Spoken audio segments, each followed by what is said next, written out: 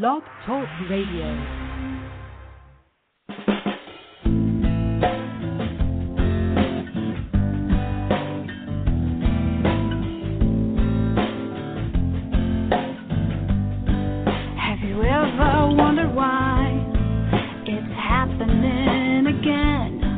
Welcome to MindShifters Radio with your co-host, the Forgiveness Doctor, Dr. Michael Ryce, and his wife, Jeanie. Michael and Jeanie share with you the wisdom of the ancient Aramaic internal process of forgiveness.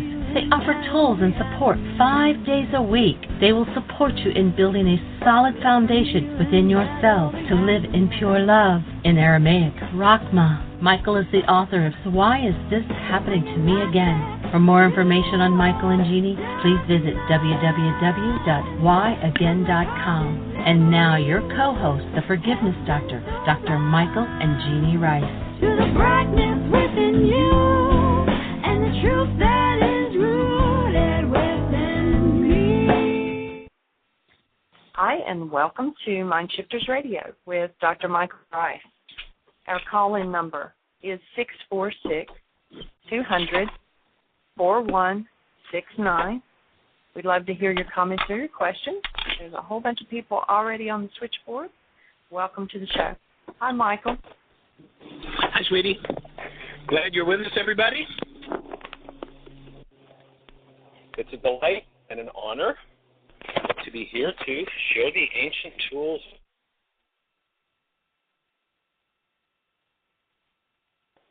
If you're new to it, it's all about how to change your internal reality structure. Our culture teaches us that when we look through our so-called body's eyes, that we're looking at something that's outside of us.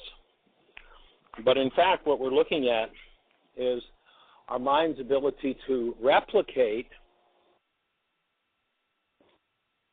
an image of what's going on outside of us, but the trick being that most of the image that we see is made up of the content of our own minds. And so, let's say, for instance, if you have a rageful, hostile mind, then you'll look out and you'll tend to see a rageful, hostile world. And it won't be because the world is rageful and hostile. It will be because you hold that inside of you. And, of course, everyone, or pretty much everyone who holds that sort of energy inside of themselves talks about everybody else and how the problem is what somebody else is doing and somebody else's rage rather than one's own. Holding, for example, that kind of rage will tend to attract someone with a similar kind of rage, and that will just reinforce the fantasy and the hallucination that the problem's outside of us. So, what's the solution?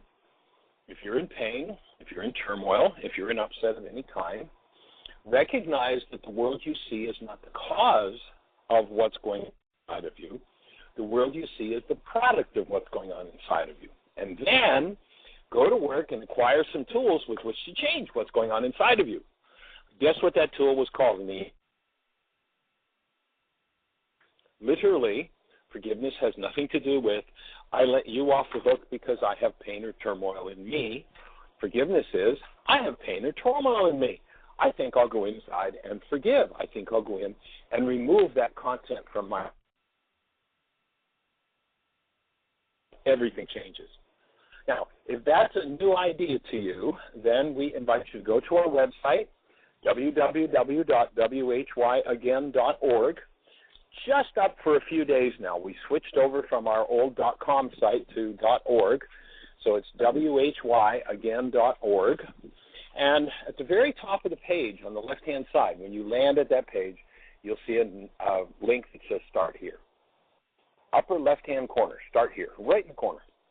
Click that, you have the whole forgiveness story. You'll have several...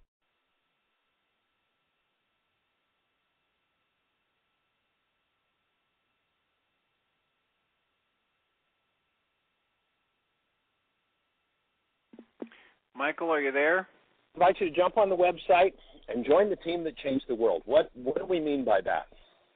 Well, we're looking to create a team of people on a global basis who understand that The world we see is a product of something that's going on inside of us, combined with, yes, what's going on outside of us. But if there's hostility or fear in the world we see, the problem is, and the place where the delete takes place is inside of us. So we invite you to step into that level of responsibility with us. Open the space for us to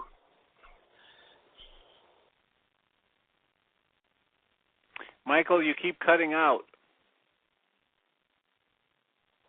Okay, well, Jeanie is just informing me that I was cutting out. I don't know what to say. So we got most of it. We got most of it. Yeah, but occasionally a word or two will drop out. But yeah, I just wanted you to know if there's something you're doing with your phone or moving to a different location, you could adjust it. Okay. No, I think we're just here on go. I'm not sure what's happening. Jeannie's been having some funny stuff going with her phone too. So anyway, so the team that changed the world is about getting to the point where we can remove everything in us that's unlike love and create a world where it's safe for human life to show up. And our definition of human life is a very simple experiential definition. Hold a newborn child and you know exactly what a human life is. The world specializes in making sure we give our human lives up and buy into hostility and fear. So what we're looking to do is to support each person in learning to remove the component that they put into the world they see, the component made of the hostility and fear, so that they get to live a human life. What's a human life? Hold a newborn child. You know exactly what you're designed for. If your mind, if your genetics, if your family system, if your cultural system is filled with all kinds of other things and the lie that those other things are about what's going on outside of you, then it will seem like my conversation is ridiculous, it's stupid, it's dumb. Who would ever listen to this guy? Well, here's my invitation to you. Don't believe a word I've got to say. Just take the tool, put the pen to the paper, and watch what happens inside your mind. You will be amazed. And in so doing, we are going to create a space on planet Earth where human life is not only safe for it to show up, but it becomes the norm. And as it becomes the norm, guess what we'll do? We will eradicate war from planet Earth.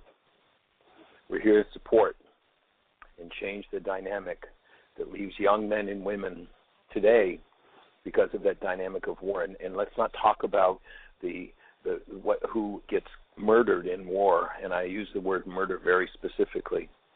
But let's just look at the documented 15 young men and women a day in America who are registered through the VA system that commit suicide every day. 15 active military service people because of the strain and the insanity they're forced into and their lives. And nobody knows that my understanding is that there are perhaps about 25% that are registered through that system.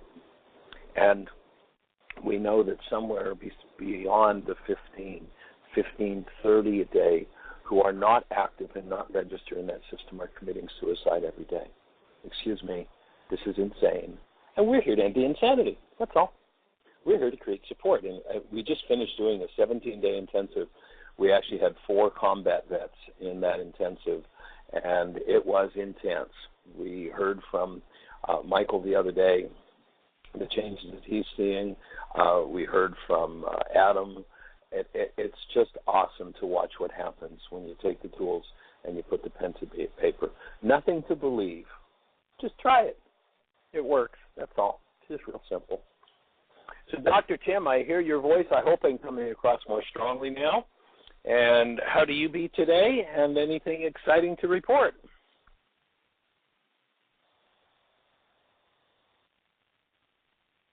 Hello, Dr. Tim. Are you with us? Are you there? I be here. Are you? Yeah, I had my mute button on apparently. Okay. But you didn't cut out at all in that last segment, so whatever you're doing, breathing, holding still, standing on one leg with your hand in the air, just keep doing it. we had our support group last night, and we watched the first half of Naturopathic Keys to Health, and had some nice discussion going on about that, and then did some worksheet process. And energy's moving. The people in that church group, that the church that supports our MindShifters group and hosts it, had lost their church manager, and had a wonderful, moving memorial service on Saturday, and the energy of that was still flowing, and good memories are alive and well about Roger and all he did for that community, and the love that he spread most everywhere he went. And we had somebody do a worksheet on their cataracts. They had been told that they're developing cataracts, and they had a sister and a mother who both had cataracts, and so she wanted to know if she could do a worksheet on them, and I said, absolutely, you can do a worksheet on anything, any person, place, or thing, event, past, present, living, or dead. And so we stepped her through that, and she had the Hydra effect come up. And she realized she didn't just have anger about the news that she has cataracts, but she also has fear about it. And then she got into the worksheet and realized that she had a very strong connection to an event 30-some years ago when her sister first noticed cataracts. And so it was very, very powerful, very nice, and a good example for people about how to use the worksheets and dig into things and look for the different emotions and different issues that can come up and get stimulated when I start doing a worksheet on one thing and it leads to another. You mean like in the old line we were given as kids, the knee bone's connected to the thigh bone? Yep, it's all connected. It's all connected, and that Hydra effect is so powerful when you start to look at it. And I know personally when I do worksheets, I always have at least a dozen blanks in my hand, and I'll start. And as you start delving into those deeper parts, you know, that from a psychologist's point of view, we know that the estimate is that maybe we get to see 5% of our mental processes, and the other 95% remain hidden. They remain in that unavailable and inaccessible state.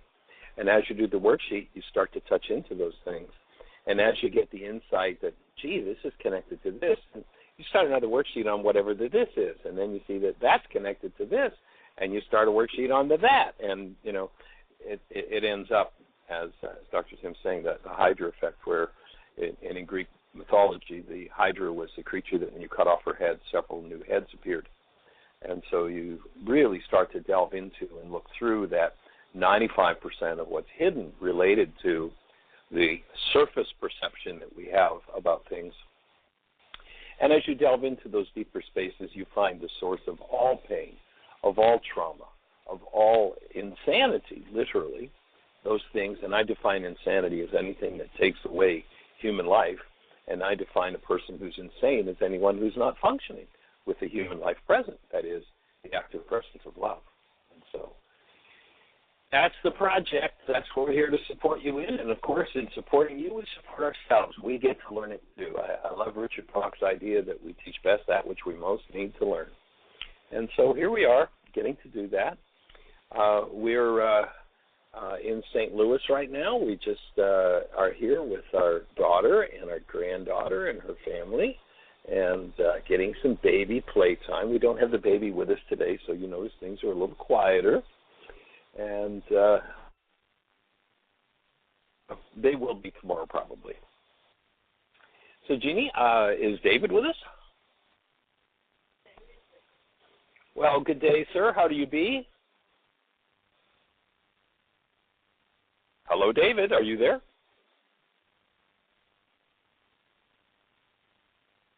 Okay, well, maybe David hasn't. We've been having trouble connecting the last couple of days. The cell signal hasn't been very strong down there. So, well, did I hear you, David?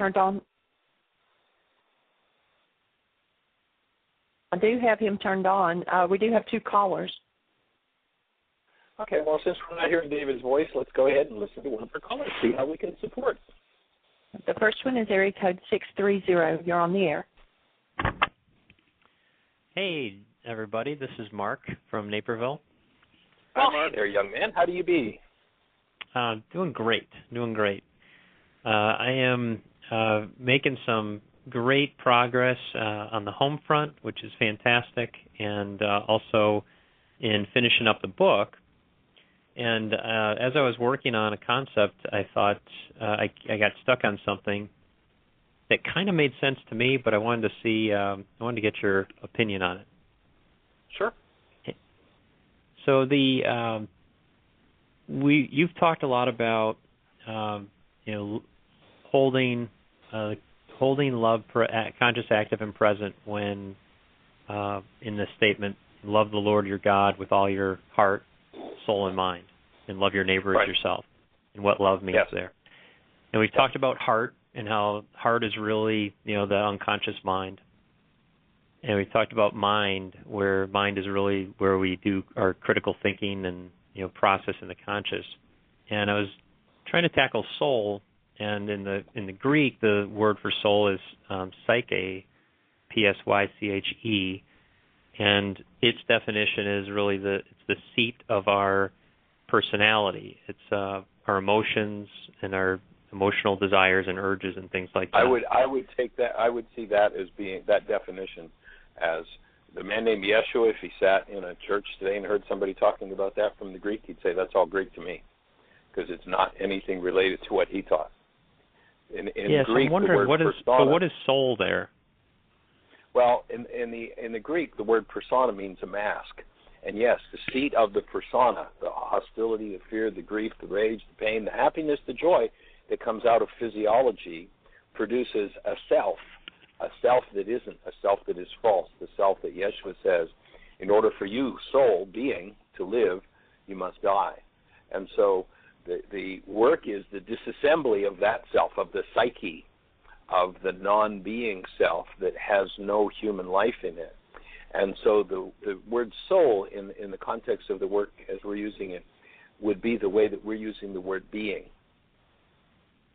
So when we talk about being and non-being, we have the non-being self, the self based in hostility or fear, the image we look at in the mirror that we think is who we are, and we get tricked. And by being tricked, we give up the true self.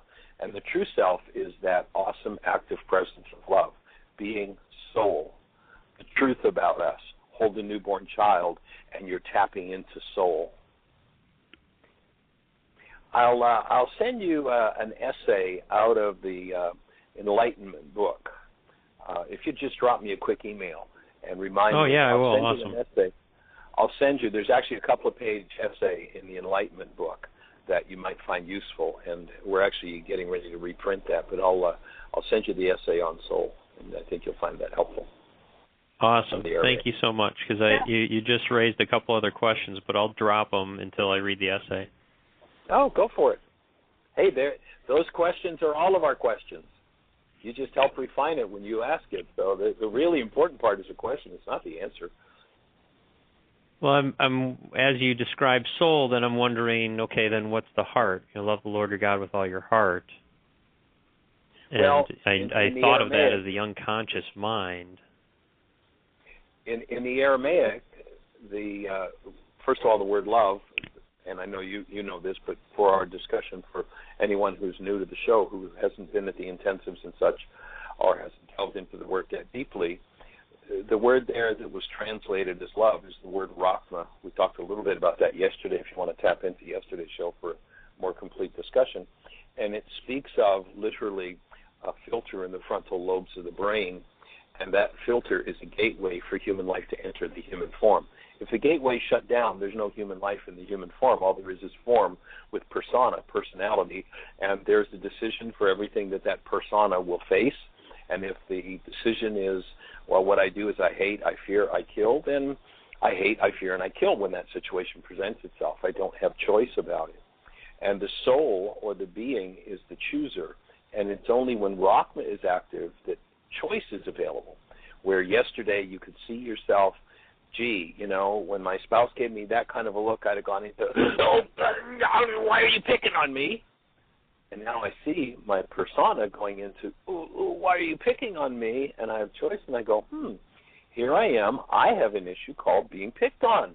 Got nothing to do with my spouse. This is my stuff. It's my chest that's tightening. It's my breath that's being held. So let me dig out a worksheet and delve into the deeper part, the 95% of my mind that holds all that trauma about being picked on, and let's clean that trauma out. So that would be, Rakhma is the gateway that allows the choice that comes from being or soul to enter into this human form, and then we can start to do things differently.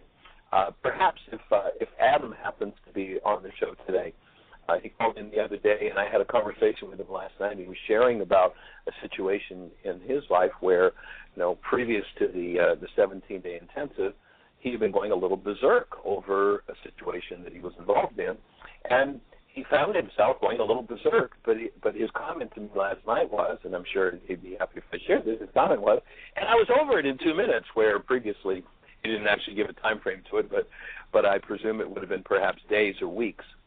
He was over it in 2 minutes and conscious and functioning as a human being instead of the reaction that comes from carbon-based memory and the persona.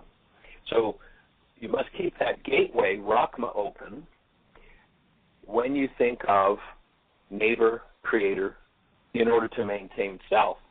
And as you do that, what happens when you have Rakhma active, if in your heart there's rage or grief or fear or pain, then that rage or fear or grief or pain, by having Rakhma active, is going to automatically begin to dissolve and to be removed from the structure. So you get to the point with all of your carbon-based memory, all of the content of your physiology, all of the content of your genetics ultimately has only a place for the active presence of love.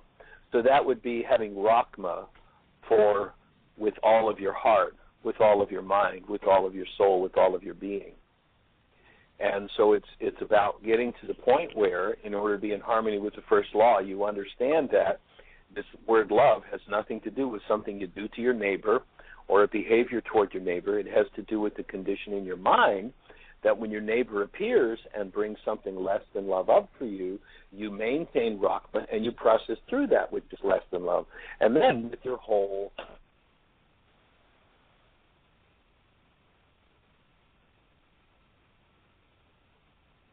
We lost you, Michael.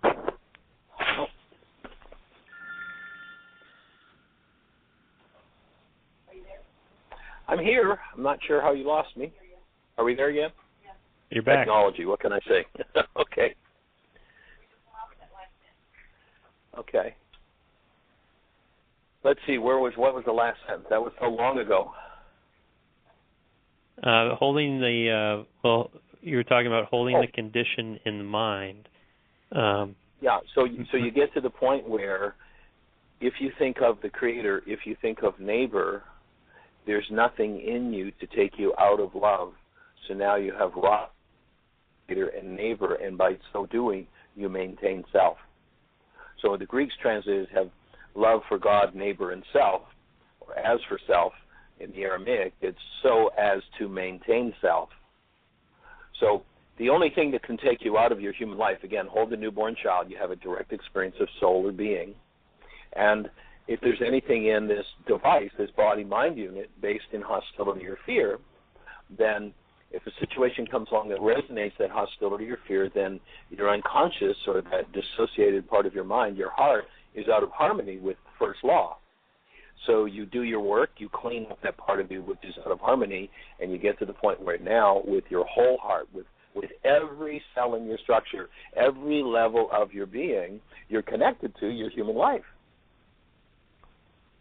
And if a neighbor comes along that is, let's imagine we have this neighbor that is the most obnoxious horses behind you can imagine.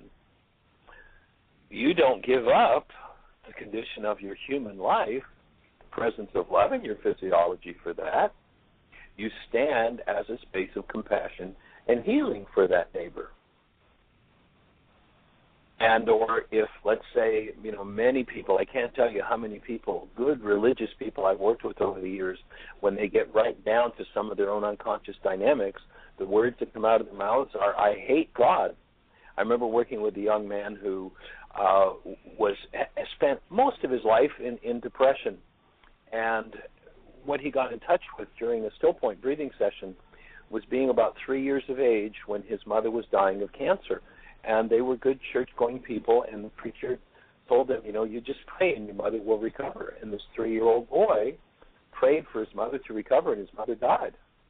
He hated God. This was God's, in his 3-year-old mind, he was told by this person that was his priest that he, respected and loved, was brought up to say, this guy knows everything and knows the truth. He hated that whole system. And it was a major part of his depression to carry that 3-year-old hatred around for the fact that he did what he was told and his mother died. He was lied to. So that would be a part of the heart that would be out of harmony with Rakhma.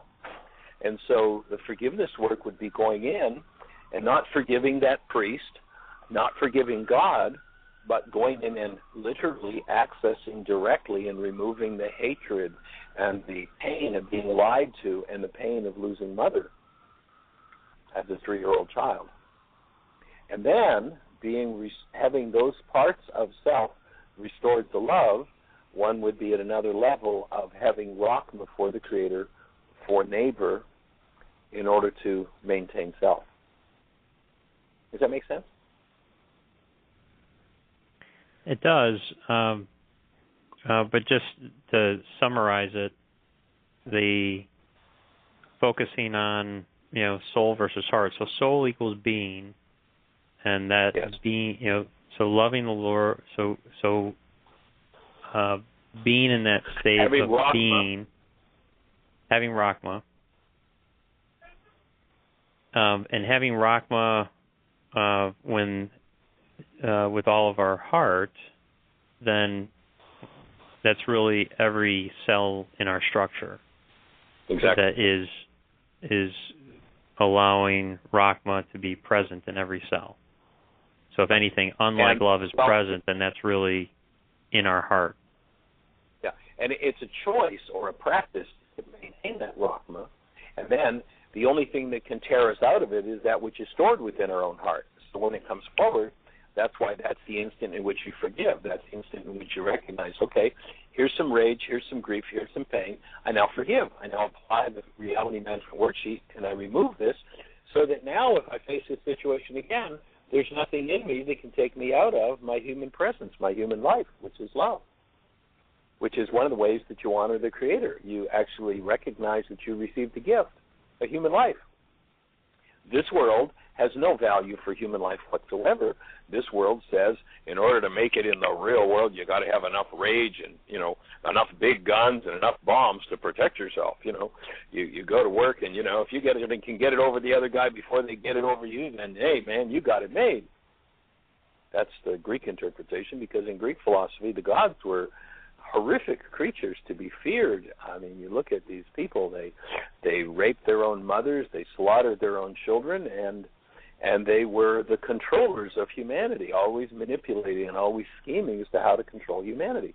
And that whole mindset, because of the scriptures that we usually see in the West, come from the Greek mindset, tends to be the mindset that most people have toward God, scheming, getting ready to punish them, send them off to this horrible place for eternity if they create the least infraction, where Yeshua speaks about this loving, awesome parent, not father, but parent, who brings us everything we need. And if in my dissociated or carbon-based memory system I hold rage, whatever tissue that rage is stored in, that tissue is literally in a disease state and it's beginning to be destroyed. So if I hold that rage, the system is set up that I set up and send out an actual, literal, measurable, high-energy wave that will draw somebody in to do a behavior that will bring that rage up in me. And as they bring that up, I'll do one of two things. I'll stay in a dissociated... Boy, there's a problem in my life, and if only they'd change. That's one conversation you could have, and that would maintain the dissociated state. Or the other conversation would be, wow, neighbor, your behavior looks pretty bizarre, and there's a part of my mind that wants to say that's the problem here, but I recognize that what you just did, as bizarre as it is, has triggered rage in me. Thank you for showing me my rage. Now I'm going to go in and delete my rage. Then let's get back to the conversation about what you did. Gee, did you do something really off the wall? I might find that you did absolutely nothing. It was totally my internal perception that said you did something so terrible. So there's nothing to hold you accountable for. In fact, I would apology for how I perceived you and what I put into my brain's image of you. And thank you for the behavior that you did. You showed me some rage that I realized distorted my perception, and I needed to forgive. And wow, do I ever feel better. That part of my heart, that chamber in my heart where I realize now, if I'm conscious enough that chamber in my heart, I can feel that it's functioning differently. Excuse me, Jean? You're bad. You disappeared for a second. I don't know what to do. I'm just sitting still. Technology. No, we caught most of that. We only missed a word that time. Okay, cool. So that would be thank you. The two directions you can go when somebody brings up something that's less than love, and it becomes the opportunity to maintain self, to maintain the human life. This is great, because I was explaining. I had somebody in my office today. I was trying to explain it to him, and I had. I think I used different definitions of heart, mind, and soul than what you were sharing. So I appreciate that, because I was trying to figure out, all right, well, why did Yeshua use 3 different words?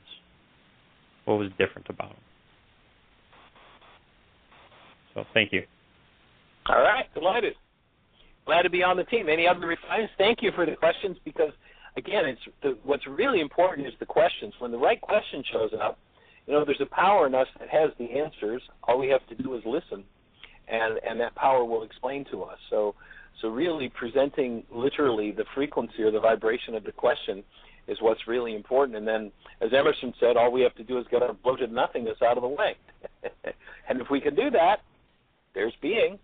There's the Creator's mind ready to give us a full explanation and a full, deep understanding. So any other thoughts or questions? Do you want to share a little bit about your book, what the title's going to be, and when you expect it's going to be available? Yeah, I'm about 95% done with it. The core of the book is really about my story of growing up, some youth stories, building a business and a family, and then being diagnosed last year with a bipolar disorder after having a week plus of complete mania. And then after that happened, I was searching for answers.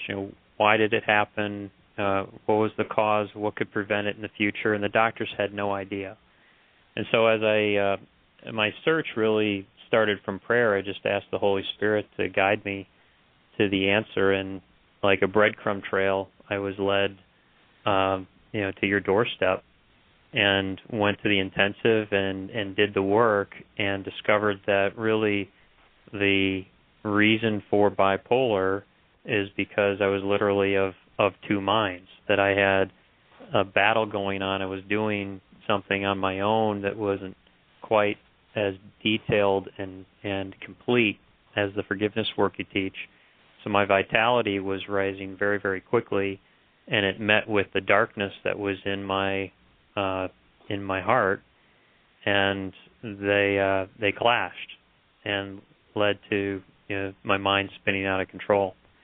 And so after doing the work, I was able to go off all the medication and heal. In fact, I just met with my psychiatrist on Monday, and he said there's really no reason to see him again, that as far as he's concerned, I'm fine. And awesome. I attribute all of that to this work. So the book is about mental illness and healing of bipolar disorder.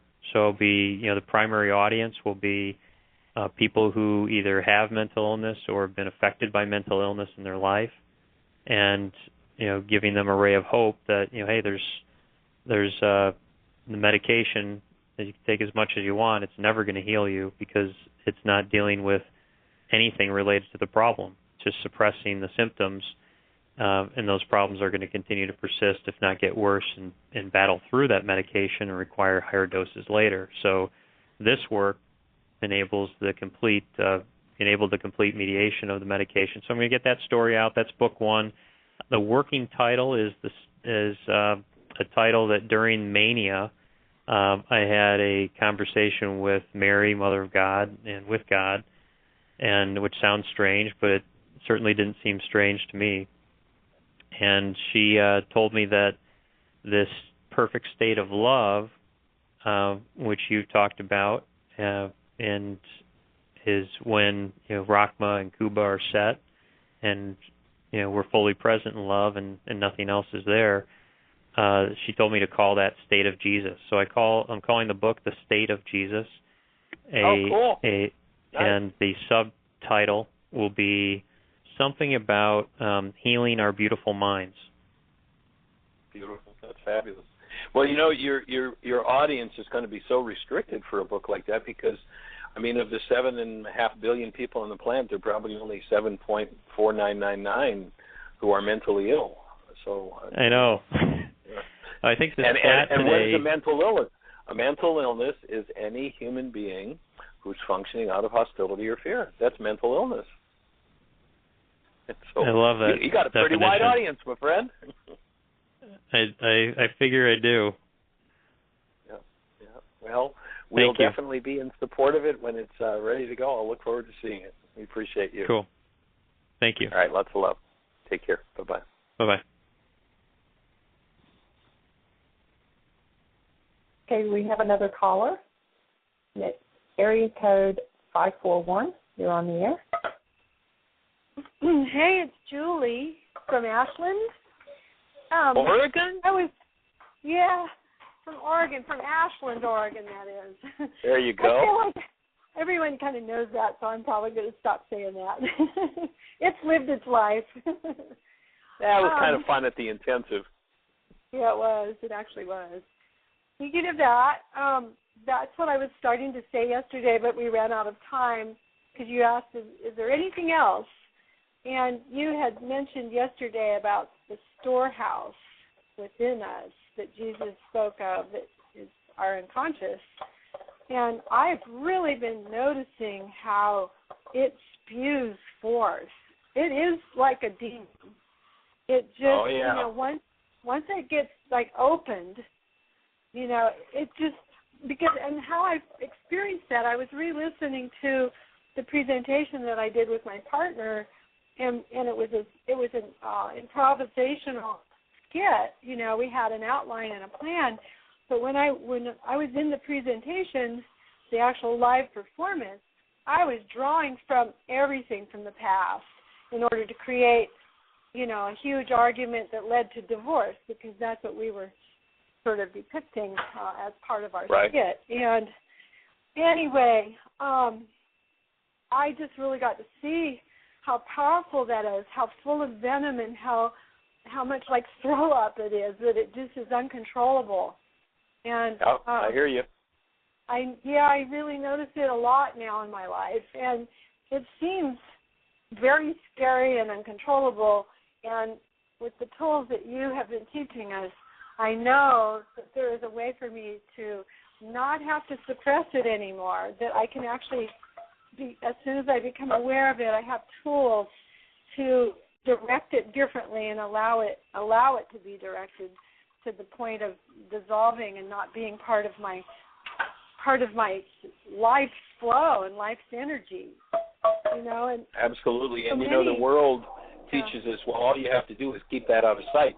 Have we got a pill that'll keep that suppressed? And then when that part of the mind is suppressed, of course, it becomes the root of a lot of behavior, a lot of sensation, a lot of feelings. And so the forgiveness process empowers you to embrace that part of your mind, because when you embrace that part of this device called a body-mind unit that holds generational hostility or fear, what's going to happen when that love is it's simply going to begin to dissolve and disappear.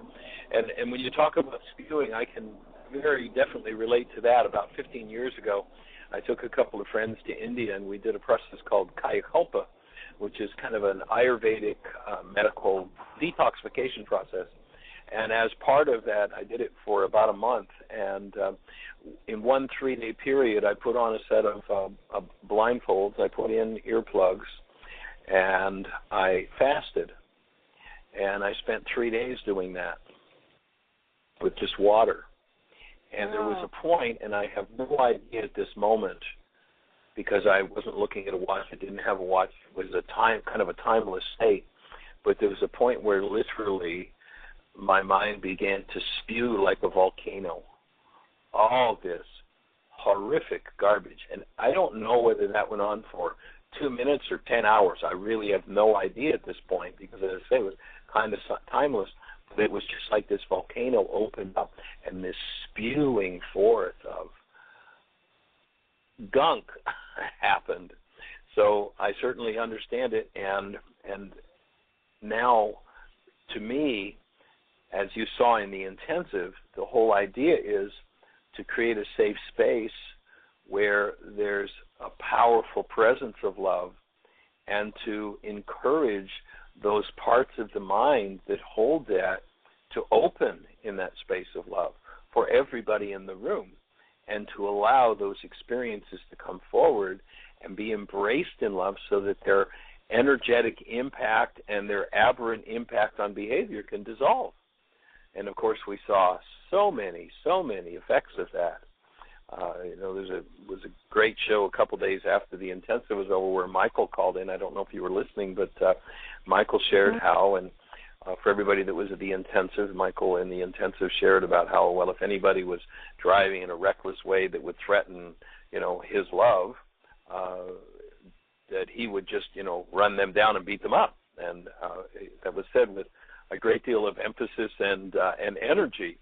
And when he called into the show, he actually had not one but 2 occasions on his drive back to Florida where somebody tried to run him off the road.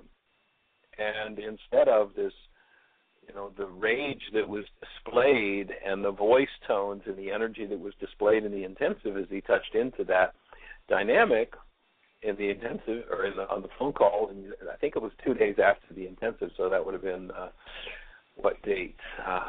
Last Tuesday, maybe, Tuesday show, I think. And you could just hear, such a transformation. And he spoke gently and in a nurturing way about the guy who cut him off, not once but twice, and how he was able to maintain his human life. It's so life transforming when we do that. It's just amazing. Michael, to integrate with what Mark was talking about too, that whole bipolar thing. I think we're learning to get a grip on which mind we really want to be in. And and I just wanted to say one more thing about how society basically encourages us to be in the spewing mind and calls that valuable and life force. And an example I'd like to state is, and I don't, there's a certain author, I won't mention their name, okay, but they're very prolific, and they write these books that are scary books, insane books, and they're getting rich off of it, and it's really that other side of the mind, and it seems like life force and a good way to make a living, and it's just perpetuated and propagated, and knowing how to discern the difference and stand in this space of love, which seems, in the light of that, like weak, and how do you make money with it, and it's all la-la and nice, but how do you really, really, really live in the world with that? It takes a lot of courage and trust, and the basic trust. And what if our purpose, our true purpose as human beings, hold the newborn child? You'll notice the newborn child has no interest in making money, but what if our, instead of making money, was to actually express our true human lives, the expression and experience of love, 24/7, 365. Wouldn't that be a different game? And this state that the world calls bipolar was referred to in the ancient scriptures as the Battle of Armageddon. The battle between the soul and carbon-based memory for supremacy. Who's going to run the show? The spewing mind with its rage, its guilt, its grief, its pain, its hatred, its vengeance? Or as the soul starts to wake up and it says, no, I am taking over here. I am taking charge. I am love. I will function lovingly, and I will dissolve these hostilities and fears. That's the Battle of Armageddon, and the body is the battleground. Wow. So every time you think bipolar, and Mark, if you're still listening, every time you think bipolar, think Battle of Armageddon. And most people don't want to enter into that battle. And of course, they think of it as an external battle somewhere over in the Middle East. No, that whole story is a story about us and our process. And coming out of the desert, coming out of the state of unconsciousness, and dealing with the generations. You remember Moses wandering in the desert. How do you get lost for 40 years in a 30-square-mile area? How do you do that? And it wasn't about a physical journey through a physical desert. That's there as a symbol to hang a meaning on. And you'll remember that in order to get out of the desert, the old generation had to die off. Clearly, they didn't have to kill all the old people to find their way to the promised land. It didn't have anything to do with that. That's an external meaning to give the non-being mind something to chew on while the real meaning comes through. And what did they say had to happen? The old generation had to die off. It didn't. Hello? Third generation is Janari, which means cause. And I'm told that I've gone off again. I heard you now again back. Okay. Not sure what happens. Something's going on here. But anyway. So, when they said the old generation had to die off, the root of that word Janari is cause. All of the old causes held in the mind had to be removed. All of that which would spew from your generations, from the hostilities and fears of 1,000 generations of a non-being life, is going to have to be cleaned up to get back to the promised land. What's the promised land? Living as a human being. Living 24/7, 365 in and as the active presence of love. What are you going to have to do to clean it up? You're going to have to do a little spewing. You're going to have to allow yourself to get in touch with what's hidden in there and move through it. And, I think your skit was such a great, it was so hilarious and so powerful. It was such a great example of exactly that process, of allowing those things to surface and look at them. And I really acknowledge both you and Bill for the way you put that together, because it allowed so much healing to occur. It was so hilarious while it was deeply, deeply serious, and it opened a huge space for healing for everybody. So it's really cool. It was a wonderful presentation. Well, thank you. Yes. Quickly, I love the show today, and I want to re-listen to it and take notes on it. And I have been finding, at least on whyagain.com, that the last show that's archived is August 1st. I'm not finding the rest of August. Is that all on .org now, or what? Or is it is on .org. It is on .org. Okay, good. I'll find it then. By the way, Thank Julie, you, These archives are great. Mm-hmm. Yeah, Julie, a thought. You have an audio recording of of your skit, right? Yes. And I'm trying to remember, it was about maybe 10 or 15 minutes. Yeah, if you would send it to me, I have the thought that 21 minutes. I have the thought that maybe we could take that and play it in segments and use it to process on the show. That would be fabulous. And, the hilarity of it was just so cool. So if you wouldn't mind sending me, I assume it's in an MP3 in your recorder. If you wouldn't mind sending that to me, I'll see if there's a way we can do that. That would be really fun. That'd be great. I plan on sending you everything.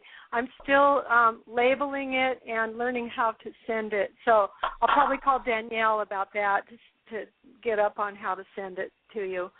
Yeah, but I plan on sending you all those recordings, and I should probably talk to Bill about all the videos. I don't know if he sent all that in yet, but he was the one taking lots of videos. Okay. I think we I'll have an let you account go. with a company called Send This File. I think we do. Jeanie can maybe confirm it, and we'll send you an email that will show you how to do that, and you can just upload it to Send This File. Okay. Is that accurate, Jeanie? That's correct, and I'll do that. And awesome. I have videos. I have videos of the wedding and some other things and some pictures. But I was wondering about the confidentiality of, maybe some of the videos, people and all that. People might not really want it to be public. No. Well, so I'll send it to you, and then that. Okay, we'll handle it from there. Yeah. Okay. Awesome. Thank you. Thank you. We appreciate you. All right. Blessings. Take care. Bye-bye. Blessings. So, Jeanie, do we have any other callers? Anything happening in the chat room? No. We've got several people on the switchboard, but nobody else has their hand up. If you're on the switchboard and you want to talk, press 1. We're down to about 6 minutes, and so we've got time to get another caller in. And Peacemaker is the only one in the chat room with me, and so we've been going back and forth. But no questions there. He did make a comment earlier, and I said that it was an interesting aspect when you were talking about the difference in the heart and the soul. And he said that he thinks of the heart as being an ability while the soul is the source. Yeah, well, if you look into the Aramaic where it says, take care of the heart, for out of it are the issues in life, if you look at the statement that says, you must forgive from your heart the wrongs of your brother, what's that word? And we haven't been able to translate that word in the West until just a few decades ago from the Aramaic. So what they were saying was take care your own unconscious or dissociated states, for that's the energetic accumulation out of which your life comes. And when Yeshua says you must forgive from your heart the wrongs of your brother, and we're kind of coming full circle on where I started with the introduction to the show, what it's saying is, kind of the long form of that is, you must remove that which you've projected into your brain's image of others that shows up in your mind as your reality. You've got to forgive that from your own unconscious, your own dissociated mind. And so as you remove that, then your behavior and things that never belonged. So I'm cutting out somehow for some reason. I don't know. I'm going to have to replace this headset, although it's a new one. We'll have to check it and see what happens. But anyway, if you're on a station that we don't have in our control panel and you'd like to talk to us, our phone number is 646-200-4169. 646-200-4169, and then press 1. So if any of the conversation we've had today stimulates some thoughts for you, we'd invite you to pick up the phone, call us, push 1. Got a question? If you and I were sitting in a room, you and I and Jeanie and Tim and David were sitting in a room together having this conversation, Mark came into the conversation and Julie came into the conversation, we're all sitting there, what would your question be? Is there a part of this that you'd like more understanding on or more refinement of, or something you go, that just doesn't make any sense, Michael, that's insane? Because I can certainly understand from the world's mind that some of what I've said so far today would look insane. But as you build the brain cells and you understand the energetic dynamics of how perception occurs, how the mind makes up the world it sees and pretends that the world is outside of it, when you understand and you have those brain cells, a whole new world of work opens.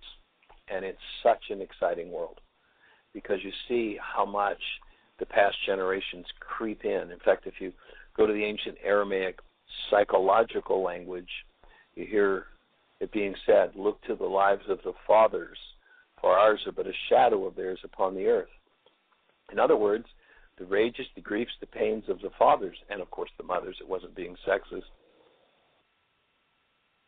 make up the energetic basis upon which we perceive life. I guarantee that what you see out there is not what's happening out there, especially when you're in hostility or fear. Let's imagine you look out and you see the tree, the car, the garage, the fence, and you say, look at those things. Do you think that a fly with compound eyes sees the fence, the car, the person, the tree? All these compound eyes that are pointing in 1,000 different directions? No. The fly sees what is useful to it in gathering food and surviving. I promise it doesn't see the world you see.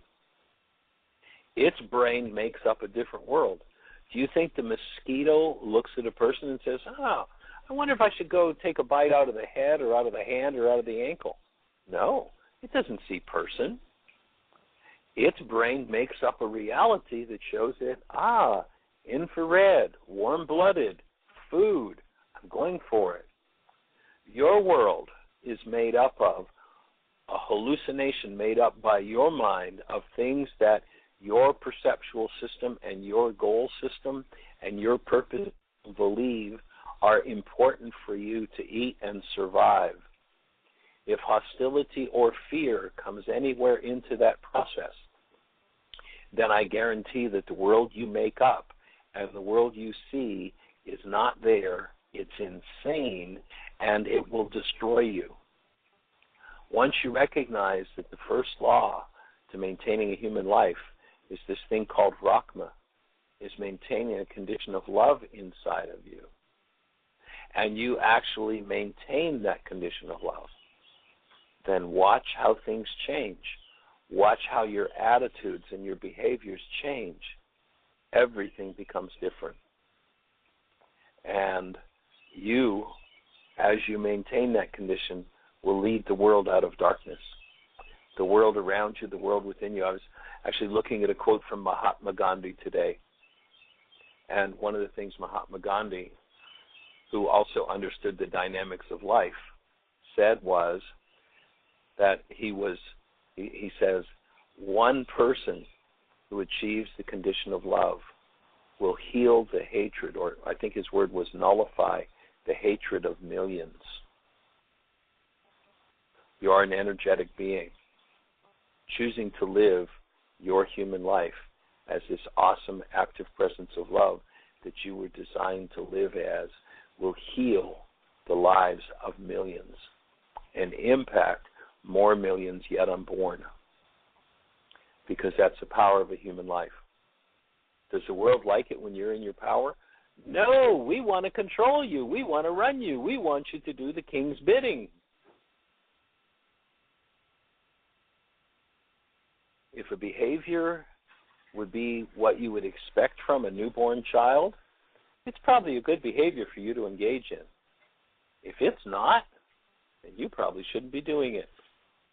And if you're doing it, it's because your mind has created an hallucination. Created an hallucination based upon what's held inside of it that makes this the way to survive and the way to get the stuff you want. And the human life is not about survival. The human life is about living as the active presence of love that we were each designed as and designed to do. To reject that in the ancient teachings would be to reject God, to function out of hostility or fear, to believe in the graven images in your mind based in hostility or fear that replace the world that the Creator gave you based in love is the rejection of the Creator. Lots of people talk about a good story about loving the Creator, but what they really trust is their hostility, their fear, and their pain. Time for us to step back to trust to the Creator. Have the best year yet of your eternal life. Blessings.